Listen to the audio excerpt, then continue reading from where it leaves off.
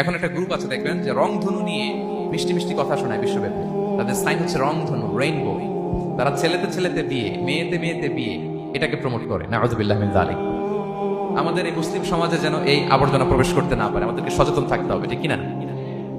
এই সাদুম কমিউনিটির একটা বদ অভ্যাস ছিল, তারা ছেলেতে ছেলেতে বিয়ে করত, পুরুষে পুরুষে। আল্লাহ নবী লূত আলাইহিস সালাম তাদেরকে বুঝালেন যে পৃথিবীতে কেউ এই পাপ কাজ করেনি।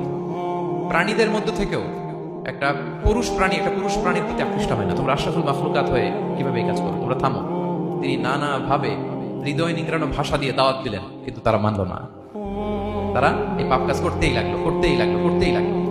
আল্লাহ তাআলা ফেরেশতা পাঠিয়েছিলেন ওনার কাছে পুরুষের আকৃতিতে। তারা এই আল্লাহর পাঠানো ফেরেশতাদের সাথে এই অপকর্ম করার প্ল্যান করেছিল। তারা মনে করেছিল সাধারণ মানুষ, আসলে এগুলো ছিল কি আল্লাহর ফেরেশতা।